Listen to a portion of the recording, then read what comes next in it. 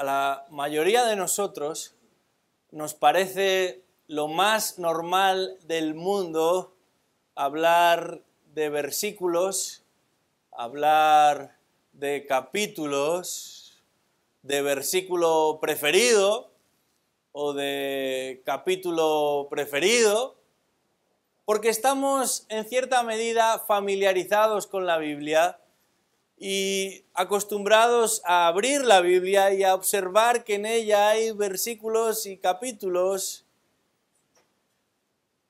y nos damos cuenta de lo beneficioso y de la ayuda que resulta esto, porque de otra manera sería mucho más complicado encontrar un pasaje particular teniendo en cuenta que estamos hablando de un libro que a su vez son 66 libros y que en total suman más de 1000 páginas, algunas versiones casi las 2000. Pero esto que nos parece tan normal no siempre ha sido así. De hecho, no fue hasta mediados del siglo XVI que por primera vez se editó y publicó una Biblia en la que había capítulos y versículos. Hasta ese momento el texto iba de corrido, solamente podíamos distinguir entre cada uno de los libros, pero nada más. Es cierto también que un inglés allá por el año 1220 había hecho el trabajo de separar las distintas secciones por capítulos, pero la primera Biblia que incluyó versículos y capítulos no se publicó hasta el año 1560. Y se conoce como la Biblia de Ginebra, porque fue publicada en esa ciudad. Y desde entonces, no solamente la llamada Biblia de Ginebra, de la cual se han hecho múltiples revisiones, sino cualquier otra Biblia que ha llegado a publicarse sigue este mismo modelo de versículos y capítulos. Pero hay algo importante que tenemos que saber y tener en cuenta particularmente en esta mañana, y es que el hecho de que el texto esté dividido en capítulos y versículos no debería llevarnos a nosotros a aislar o a separar o a distanciar lo que los autores están diciendo en cada uno de los libros que escriben. Esta mañana estaremos estudiando un pasaje en el que esto resulta muy obvio, porque no podemos entender los versículos en los que estaremos meditando hoy sin tener en cuenta lo que sucede en el capítulo anterior. Os invito a abrir vuestras Biblias al Evangelio de Mateo, capítulo 10, y comenzaremos leyendo en el versículo 1 hasta el versículo 4. Mateo 10, versículos del 1 al 4. En este texto encontramos tres elementos que nos destapan, que nos revelan algunos de los detalles cruciales en la elección de los apóstoles de Jesús. Vamos a leer el texto. Mateo 10, versículo 1. Dice así la palabra de Dios. Entonces, llamando a sus 12 discípulos, Jesús les dio poder sobre los espíritus inmundos para expulsarlos y para sanar toda enfermedad y toda dolencia. Y los nombres de los 12 apóstoles son estos. Primero Simón, llamado Pedro, y Andrés su hermano, y Jacobo, el hijo de Zebedeo, y Juan su hermano, Felipe y Bartolomé, Tomás y Mateo, el recaudador de impuestos, Jacobo, el hijo de Alfeo y Tadeo, Simón el cananita, y Judas Iscariote, el que también le entregó. Y dice el versículo 5, a estos 12 envió Jesús después de instruirlos.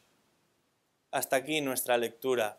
Tres elementos que hallamos en el texto que nos revelan algunos de los detalles cruciales en esta elección de los llamados apóstoles. Y cuando nos acercamos a la Biblia, hay cosas que tenemos que hacer después de haber escuchado su mensaje y otras que tenemos que saber. el texto de esta mañana cae en la segunda categoría. No se nos está pidiendo tanto que hagamos algo como resultado de lo que estamos leyendo, sino que sepamos algo. Jesús ha venido predicando y proclamando la llegada del reino de los cielos a la tierra. Pero a partir de este momento va a separar a un grupo específico de discípulos para que le ayuden a expandir este mensaje. Y en este capítulo 10, a lo largo del capítulo 10, nos encontramos con todo un manual del discipulado. Y en primer lugar, lo que se nos presenta aquí tiene que ver con lo relativo al llamado de estos discípulos. Pero no se trata de simples discípulos, porque ellos, los 12, ya eran discípulos. Se trata de un llamado, en su caso, a ser apóstoles. Apóstoles con A mayúscula. De manera que algunas de las realidades que aquí se mencionan forman parte de lo que llamamos la historia de la Iglesia. Nunca hubiéramos llegado hasta aquí como cristiandad sin el episodio que vamos a estar estudiando hoy. Y no es el propósito ni el objetivo del texto el que emulemos o el que repitamos o repliquemos este llamado apostólico, pero sí es el propósito del texto que tomemos nota de cómo actúa el enviado de Dios, Jesús, y de por qué lo hace. Al primero de los tres elementos que observamos en este pasaje, podríamos llamarlo la consecuencia. La consecuencia, versículo 1, dice, entonces, llamando a sus 12 discípulos. ¿Entonces qué? Nos encontramos aproximadamente en el punto intermedio del ministerio público del Señor Jesucristo. Eso significa que aproximadamente por 18 meses Jesús ha venido desarrollando una labor pública, un ministerio público, y progresivamente se ha visto rodeado de personas que le siguen con interés, que le siguen allá por donde Él va y que se identifican a sí mismos como sus discípulos. Esto era algo común en aquella época. De repente un maestro, de repente un rabino, de repente un líder público que empieza a granjearse el interés de las grandes masas. Y entre esas masas algunos deciden seguirle. Y normalmente era aquel que localiza al maestro el que va a seguir a ese maestro, pero lo que nos damos cuenta aquí es que entre todos esos que le siguen va a ser Jesús el que escoja a aquellos que han de ser conocidos, no ya simplemente como sus discípulos, sino como sus apóstoles. No sabemos cuántos discípulos en total, en su momento más álgido, llegó a tener Jesús. En este momento de su ministerio, son muchos los que le siguen. Y unos versículos más adelante veremos que llega Jesús a enviar hasta a 70 de ellos, como sus discípulos, también a otros.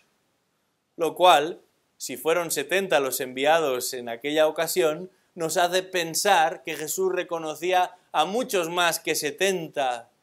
Pero entre esas decenas, probablemente centenares de ellos, Jesús va a escoger a un grupo selecto, a un grupo de 12 discípulos. Y sin embargo, lo que sucede aquí en el capítulo 10 de Mateo es consecuencia directa, es resultado directo de lo que sucede al final del capítulo 9. Es por eso que, aunque la Biblia está dividida en capítulos y en versículos, no podemos comenzar cada uno de esos capítulos o de esos versículos sin tener en cuenta lo que anteriormente se nos ha venido diciendo. Lo que sucede en el capítulo 10 es resultado directo de cómo termina el capítulo 9, Dios va a responder una oración, la oración de Jesús, la oración con la que termina el capítulo 9. Vamos a leer desde el versículo 36 de este capítulo 9. Dice ahí que Jesús, viendo las multitudes, tuvo compasión de ellas, porque estaban angustiadas y abatidas como ovejas que no tienen pastor. Entonces dijo a sus discípulos: la mies es mucha, pero los obreros pocos. Por tanto, rogad al Señor de la mies que envíe obreros a su mies. Y el versículo 1 del capítulo 10 empieza diciendo: entonces, llamando a sus 12 discípulos, Jesús les dio poder y todo lo demás. Inmediatamente después de la oración de Jesús, pidiendo por obreros, por siervos fieles y leales, nos encontramos en el capítulo 10. De hecho, el evangelista Lucas, en el capítulo 6, donde nos relata esta misma historia, nos ayuda a confirmar que esto es así cuando nos dice que en esos días Jesús se fue al monte a orar y pasó toda la noche en oración a Dios. Cuando se hizo de días, dice Lucas, llamó a sus discípulos y escogió a 12 de ellos, a los que también dio, dice Lucas, el nombre de apóstoles. ¿Te das cuenta de lo que está sucediendo aquí? Jesús había insistido en la importancia de la oración, pero no en la importancia de la oración en general, sino específicamente por esta cuestión, en la importancia de orar por más obreros, porque la mies, la cosecha es mucha y los obreros son pocos, porque las ovejas son muchas y están perdidas, sin dirección, sin guía, sin entendimiento, sin pastor. Y lo siguiente que nos encontramos aquí es que Dios ha contestado la oración de su Hijo. Aún de aquellos de sus discípulos que habían sido obedientes también y habían orado de esa misma manera. ¿Y cómo lo había hecho? Dotando a un grupo particular de discípulos que habrían de llevar adelante parte de la tarea. La oración en nuestro texto es contestada, pero es una oración que está enmarcada en una situación concreta, específica, en este caso, ante una decisión importante que hay que tomar. Jesús ya tiene muchos seguidores, pero está buscando lo que podríamos denominar colaboradores estrechos, cercanos. Así que antes de hacerlo oficial y de llamarlos públicamente, dedica un tiempo específico a orar. Resulta interesante que a lo largo del libro de Hechos observamos que este hábito de orar antes de tomar una decisión importante se convierte en el hábito de la Iglesia de Cristo también. Porque si Cristo fue cuidadoso en hablar con su Padre Celestial, ¿cuánto más deberíamos serlo nosotros? Antes de reconocer o de encomendar especialmente a alguien al servicio activo, notamos que la iglesia primitiva, la iglesia de Hechos, esos mismos apóstoles que ahora han sido llamados o serán llamados por Jesús, están orando. Tanto en el caso del sustituto de Judas el traidor, como en el envío de equipos misioneros, o simplemente, entre comillas, simplemente el reconocimiento de nuevos ancianos, el patrón siempre es el mismo. Todo comienza con un tiempo específico y también intenso de oración. Decíamos que en este texto tenemos más que saber que hacer, pero en este punto sí debemos imitar lo que nos encontramos aquí. Este es un principio importante que no podemos descuidar, ni debemos tampoco pasarlo por alto, especialmente en la situación en la que nos encontramos como congregación. Apenas algo más de un año después de haber iniciado nuestra andadura, Ni siquiera llevamos esos 18 meses que Jesús había dedicado a su ministerio público. Pero debemos orar también para que Dios levante hombres fieles en medio de nosotros. No ya apóstoles como aquellos 12, pero sí igualmente comprometidos con servir, dispuestos a colaborar, dispuestos a avanzar la obra de Dios en medio de nosotros. Y como veremos, no para que ellos crezcan, sino para que los demás crezcamos. No para que les veamos a ellos, sino para que veamos a Cristo en ellos. No para que nadie haga lo que en su casa no le dejan hacer o en su trabajo no ha logrado hacer, sino para que la obra de Cristo avance de manera ordenada, pero también apasionada. La necesidad es real, pero ha de ser Dios mismo quien levante a ese tipo de hombres. Ha de ser el Dios de la cosecha, el que envíe a sus obreros en medio de la mies. Y podemos confiar no en una estrategia, ni en una técnica, ni en un planteamiento que nosotros confeccionamos, sino en el poder de la oración. Porque como hemos visto y estamos viendo aquí, si oramos conforme a la voluntad de Dios, Él va a responder. Esto es precisamente lo que está sucediendo aquí. El Señor les pide que oren y el Señor responde su oración. Y esta elección es consecuencia directa de la intervención de Dios. Ellos oraron y Dios respondió. La consecuencia es lo primero que nos encontramos aquí. Y eso nos lleva directamente al segundo de los elementos que encontramos en este texto y podríamos llamarlo la capacitación. La capacitación. Esto es muy importante. Versículo 1 dice, entonces llamando a sus 12 discípulos, Jesús les dio poder sobre los espíritus inmundos para expulsarlos y para sanar toda enfermedad y toda dolencia. Hemos dicho ya que se trata de un llamado que va más allá simplemente a ser discípulos de Jesús porque ellos ya lo eran. Se trata de un llamado al apostolado. Y un apóstol es mucho más que un discípulo. Eso significa que cuando un apóstol actúa, Cristo actúa. Cuando un apóstol habla, Cristo habla. Cuando un apóstol ordena, Cristo es el que demanda. Se trata de una función excepcional. Son mucho más que obreros o pastores. No en espiritualidad o en jerarquía natural, sino simplemente en el rol que Dios ha decidido otorgarles. No son simplemente creyentes que despliegan sus dones, sino embajadores legitimados de parte del reino de los cielos. Capaces no solo de predicar el mismo mensaje que Jesucristo, sino también capaces de llevar a cabo los mismos milagros que Jesucristo. De hecho, fíjate bien en lo que se dice en este versículo 1.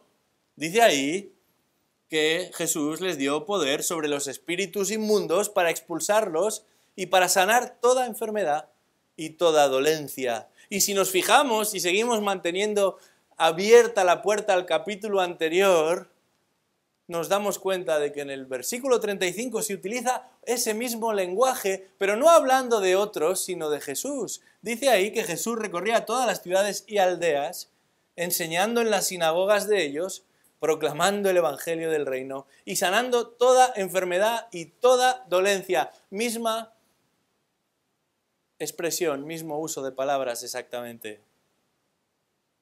¿Qué significa eso? Esto significa que a partir de este momento concreto que estamos observando hoy, estos 12 ya no son meros aprendices que escuchan, aunque seguirán aprendiendo, sino que vienen a ser delegados autoritativos del mismo Señor Jesucristo. No por sus habilidades, no por sus capacidades, sino por la autoridad de Cristo. Esto es lo que dice el versículo 1 de este capítulo 10. Jesús les dio poder. Y esa palabra poder puede ser traducida también literalmente como autoridad.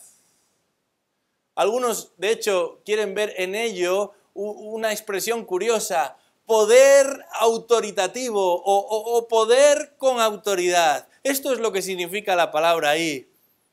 Y de nuevo, no podemos perder de vista lo que ha sucedido hasta ahora en este Evangelio de Mateo, porque el evangelista ha venido enfatizando una y otra vez que Jesús no es un maestro cualquiera, no es un sabio simplemente o un profeta, es el Mesías prometido. Principalmente, y aquí está la clave, porque tiene una autoridad que el resto de los mortales no tiene. Autoridad en lo que dice, pero también autoridad en lo que hace. Desde el capítulo 5 en adelante de este Evangelio, Mateo nos presenta a un Jesús que predica con autoridad, a un Jesús que sana con autoridad, a un Jesús que libera con autoridad, y ahora esa autoridad va a ser delegada a ciertos individuos de manera particular. Sí, seguirán aprendiendo. Sí, seguirán estudiando junto a Jesús por 18 meses más. Pero también en ese tiempo serán enviados y lo serán con el mismo peso representativo que Jesús tenía.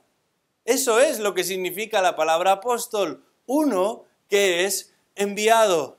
Pero enviado no simplemente como un delegado, sino como un embajador, teniendo el mismo peso, contando con la misma autoridad de aquel que le envía.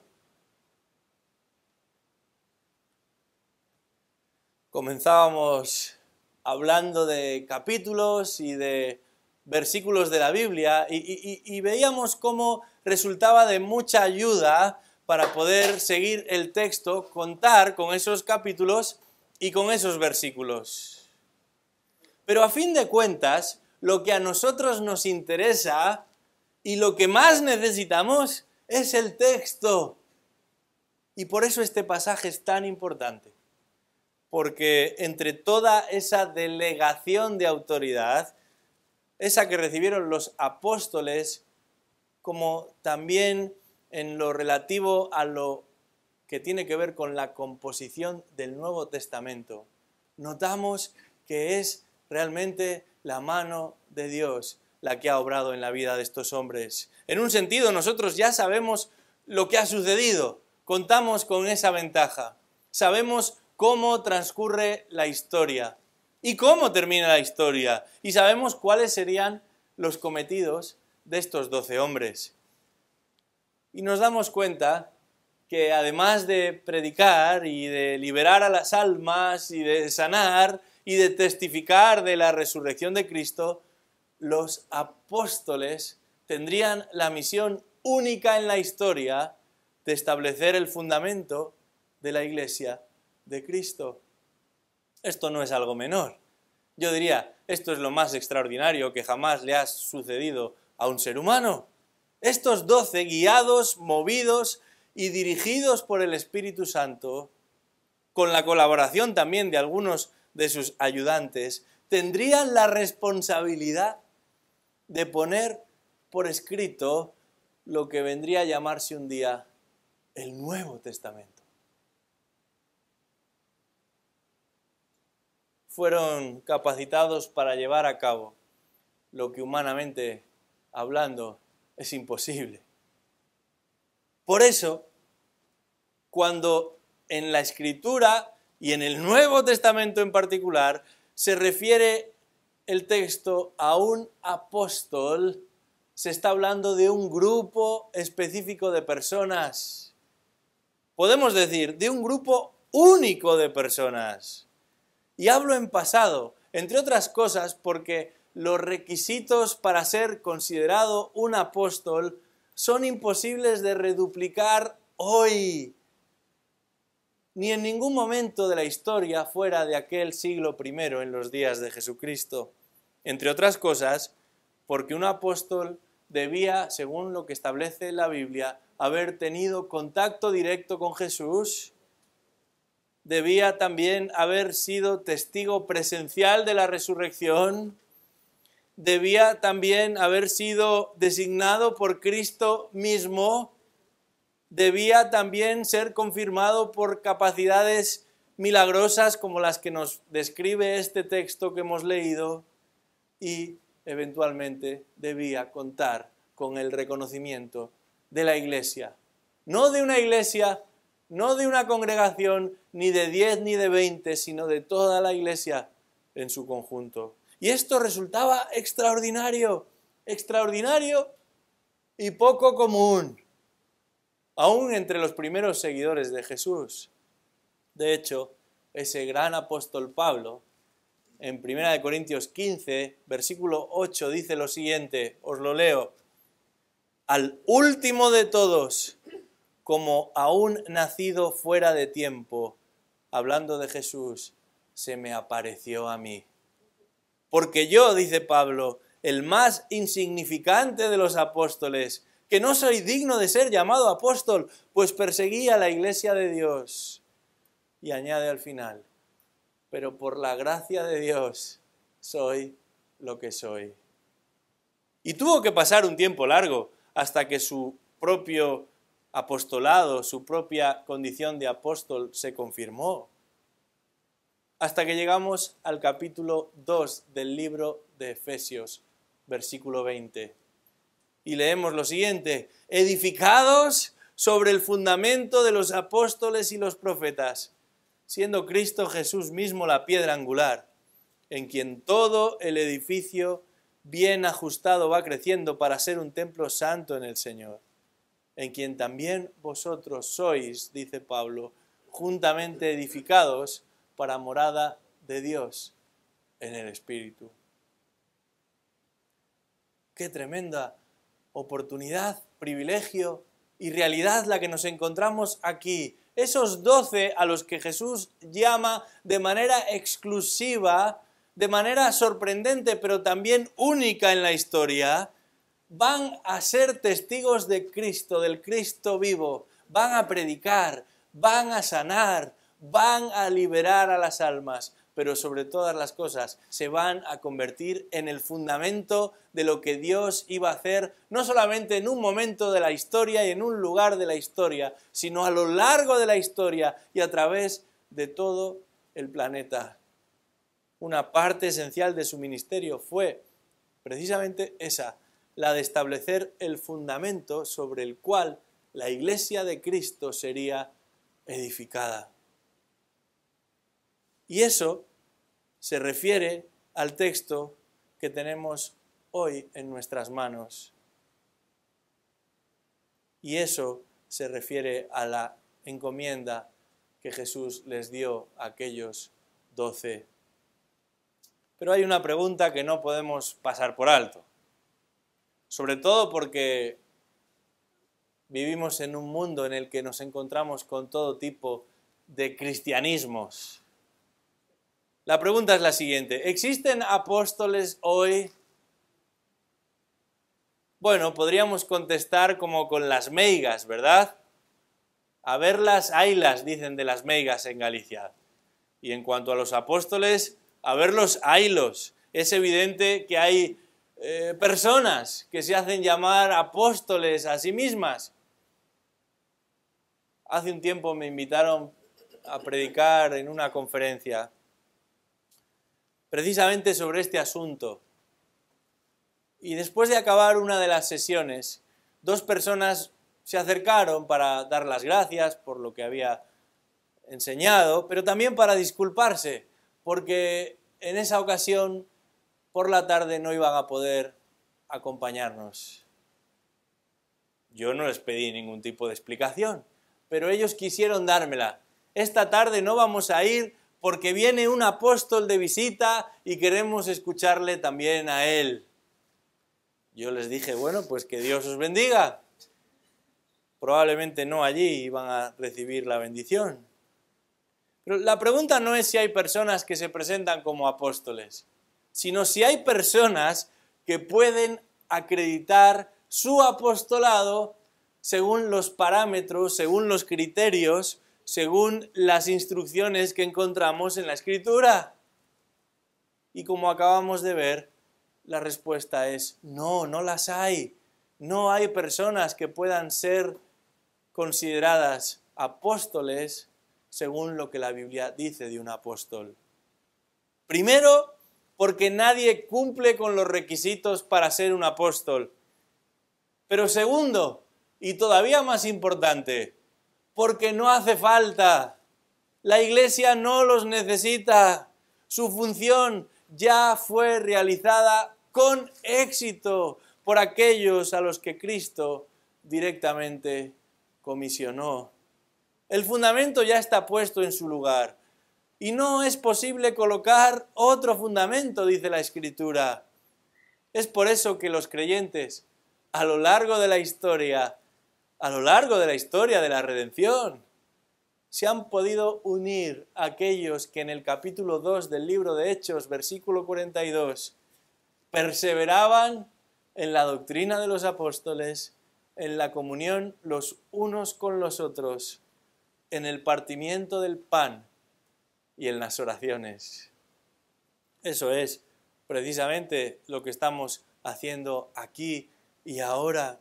Y al igual que les sucedió a aquellos 12, esta capacitación para que nosotros podamos estar aquí viene de Dios. Pero esa capacitación especial para con ellos y todo lo que llegaron a hacer responde al poder de Dios que encontramos en este texto de Mateo capítulo 10. Como alguien ha dicho, el rey designó a sus ministros, pero también los capacitó. No se trataba solamente de ostentar un título apóstol de Jesús, porque los títulos se compran y se venden, y a veces hasta se regalan. Se trataba de contar con las herramientas para llevar a cabo la tarea que Cristo les iba a asignar. Y Jesús lo hizo, invirtió tiempo y esfuerzo en ellos, antes, durante y después de su llamado, y les dotó de una porción única e intransferible de su poder, de una autoridad singular, para que pudiesen llevar a cabo su cometido. Esto nos lleva al tercero de los elementos que este texto nos presenta, y no es otra cosa que los candidatos, versículos del 2 al 4. ¿Quiénes son estos 12 que Jesús ha llamado, ha escogido para sí? Dice el texto, comenzando en el versículo 2, los nombres de los 12 apóstoles son estos. Primero Simón, llamado Pedro, y Andrés su hermano, y Jacobo, el hijo de Zebedeo, y Juan su hermano, Felipe y Bartolomé, Tomás y Mateo, el recaudador de impuestos, Jacobo, el hijo de Alfeo y Tadeo, Simón el cananita, y Judas Iscariote, el que también le entregó. Los candidatos. El texto nos habla de los 12, y de hecho ya solamente al escuchar esta expresión sabemos de quiénes se trata, ¿verdad? Los 12, los apóstoles. Y esto no es casualidad, ni tampoco circunstancial. Se trata de toda una declaración de intenciones de parte de Jesús. Jesús va a mandar un mensaje a ese Israel que un día había tenido también 12 tribus. El mismo Jesús explicaría un tiempo después que estos 12 ejercerán el liderazgo que los israelitas como pueblo de Dios nunca había ejercido, pero también el juicio que los israelitas como pueblo de Dios se habían merecido. ¿Pero quiénes son estos 12? Los seleccionados. Bueno, si prestamos atención a esta lista, nos damos cuenta de que se menciona a hombres muy distintos entre sí, distintas profesiones, distintas ideologías políticas. Algunos eran discípulos de Juan el Bautista, otros revolucionarios y otros colaboracionistas con el régimen romano. Se nos presentan distintas situaciones familiares. Sabemos que alguno de ellos estaba casado, como era el caso de Pedro, y de otros no sabemos nada acerca de su familia. Pero lo que podemos notar desde el principio es lo que no eran estos 12. No eran religiosos profesionales. Entre los seleccionados no hay saduceos, ni fariseos, ni escribas, ni siquiera oficiales de la sinagoga. Tampoco eran parte de lo que llamaríamos élites nacionales. Entre los seleccionados no hay príncipes, tampoco generales, ni gobernadores, ni un simple alcalde. Ni siquiera procedían de la capital. El sistema estaba corrompido, confundido, y Jesús quiere poner tierra de por medio con los religiosos y con los gobernantes judíos, y por eso no selecciona a ninguno de ellos entre sus afines. Pero entonces, ¿quiénes eran estos 12? ¿De dónde habían salido estos 12? Bueno, la respuesta es maravillosa, porque los seleccionados eran discípulos de Jesús. Jesús no los escogió simplemente porque fuesen desconocidos o pobres o poco influyentes. Normalmente cuando hablamos de los discípulos es esto lo que se enfatiza. No, es que eran pobres y poco influyentes y no sabían nada. No, esa no fue la razón. En Israel había muchos pobres y pocos influyentes que no sabían nada. Pero Jesús los escogió a ellos porque eran parte del grupo de aquellos que le seguían. No lo sabían todo, claro que no, pero estaban dispuestos a aprender y a escuchar a Jesucristo. ¿Tenían dudas? Claro que sí. Falta de entendimiento, por supuesto, pero estaban dispuestos a sentarse a los pies de Jesús para ser instruidos por Él, para ser modelados por Él, para ser dirigidos por Él. Y yo me pregunto en esta mañana, ¿cuántos de estos hay entre nosotros? No simplemente anónimos y desconocidos. Esa no es la característica que Jesús vio en ellos. No simplemente ignorantes, no simplemente pobres y sin recursos. Esto no es lo que Jesús estaba buscando. ¿Cuántos hay en medio de nosotros dispuestos a aprender, dispuestos a crecer, dispuestos no simplemente a hacerse notar, sino a servir? Porque de los que se pensaban que ya lo sabían todo, Jesús no llamó a ninguno. De los que se creían que eran ellos los que debían enseñarle a Jesús y a los demás, Jesús no escogió a ninguno. Todo discípulo es, por naturaleza, humilde, humilde, pronto para oír, tardo para hablar. Porque el discípulo es uno que aprende, es uno que todavía ha de madurar, es uno que todavía ha de avanzar. Y lejos de desanimarse, se anima más todavía con la posibilidad de hacerlo. Y ¿sabes una cosa? Todo cristiano es, por naturaleza, un discípulo de Jesús. Por naturaleza y a perpetuidad. Nunca dejamos de ser discípulos de Jesús. Incluidos aquellos 12. Los 12 apóstoles nunca dejaron de ser discípulos de Jesús. ¿Quiénes eran estos 12? Eran discípulos de Jesús.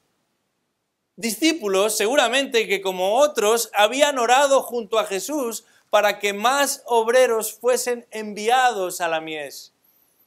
Los que habían orado por más obreros son los primeros a los que Jesús escogió.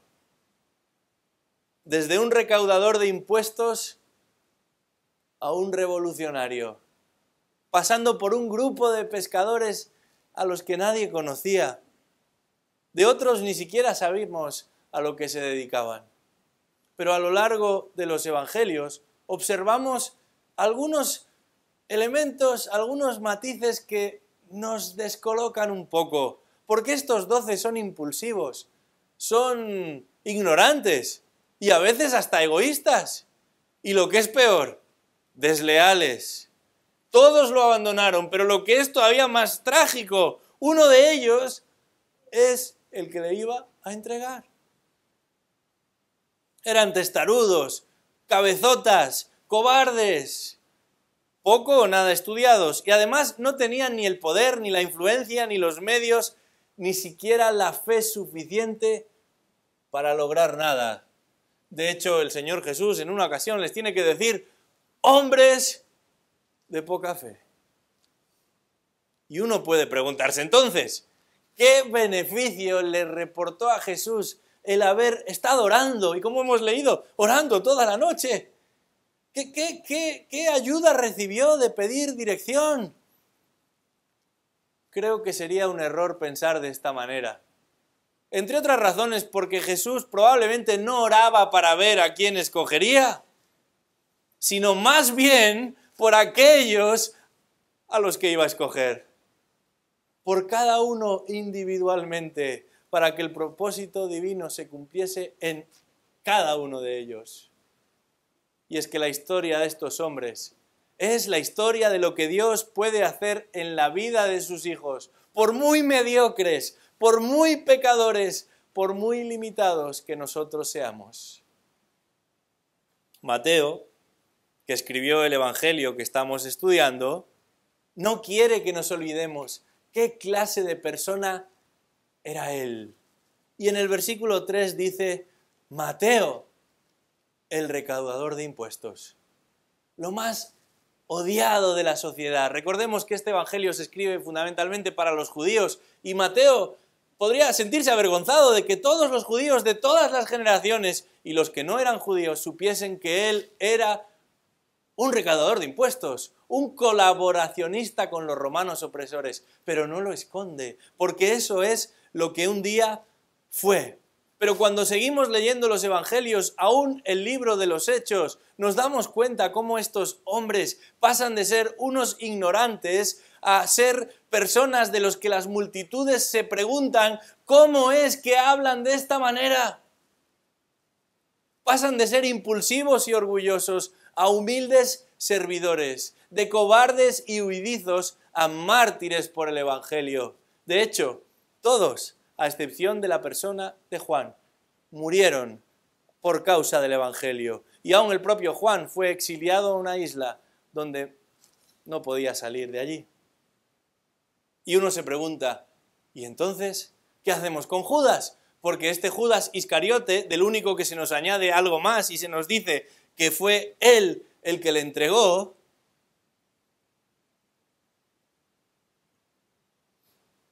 ¿qué hacemos con Judas? ¿Fue un error de Jesús? Bueno, aún la elección de Judas respondía al plan soberano de Dios. Dice el propio Pedro, que lo conoció muy bien, en Hechos 1, versículo 16. Hermanos, tenía que cumplirse la Escritura, en que por boca de David el Espíritu Santo predijo acerca de Judas, el que se hizo guía de los que prendieron a Jesús, porque era contado entre nosotros y recibió parte en este ministerio. Pero dice ahí, tenía que cumplirse la Escritura. No tenemos tiempo de analizar esta mañana la biografía de todos estos, de cada uno de estos discípulos. Pero lo que sí podemos confirmar es que la oración de Jesús fue contestada. Y estos hombres vinieron a ser pilares del Evangelio, más o menos conocidos, más o menos reconocidos, pero todos ellos enviados autorizados, mensajeros legítimos del Rey de Reyes. Y esto es asombroso. Henry Tolopilo ha dicho, comentando este pasaje, Dios puede hacer increíbles cosas con una materia prima no refinada. Dios utiliza siervos comunes y débiles, dice Henry, y añade, gracias a Dios por eso.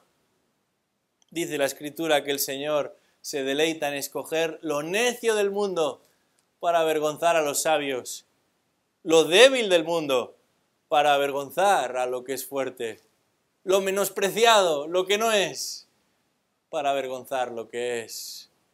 Y uno se pregunta, ¿por qué? Bueno, 1 Corintios 1:29 responde a esta pregunta y dice, a fin de que nadie se jacte delante de él. Y eso que sucedió con los apóstoles puede suceder también con todos aquellos que se ponen a su servicio. Porque finalmente podemos concluir que la elección de esos candidatos respondió exclusivamente a la voluntad de Dios. Pero todos ellos eran discípulos de Jesús. Decíamos al principio que al acercarnos a este texto se nos describe lo que un día sucedió. Y el objetivo del pasaje es informarnos de quiénes fueron aquellos a los que Jesús llamó de manera particular. Jesucristo llamó a 12 entre sus discípulos. Y de ese pequeño grupo, ¿cuántas bendiciones hemos recibido? Nosotros también. Pero finalmente, este texto no nos habla simplemente de aquellos hombres, sino de aquel que los llamó. Y al meditar en todo esto aprendemos varias cosas. Aprendemos que Dios es sabio y nos damos cuenta de que sus caminos no son nuestros caminos. Muy distintos y mejores a nuestros caminos. Porque en nuestro sano juicio nunca hubiéramos escogido a un grupo como ese. Pero aprendemos que Dios es también tremendamente misericordioso,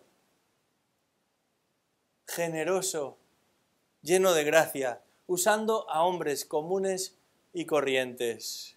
Aprendemos que Dios es bueno, porque nos permite colaborar con Él en sus propósitos. Y esto es una bendición, porque crecemos y somos beneficiados espiritualmente, personalmente, familiarmente. Una bendición para nosotros, pero también para otros.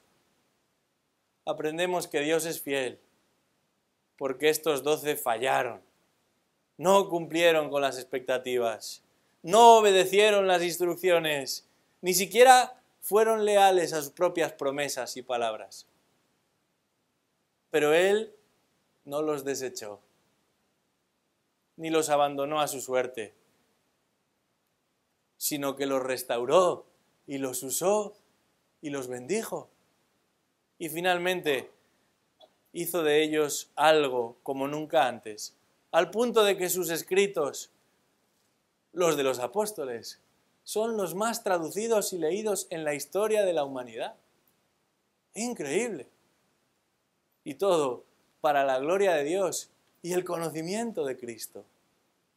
Aprendemos finalmente que Dios es poderoso, poderoso para obrar y alcanzar sus propósitos a través de instrumentos débiles e imperfectos.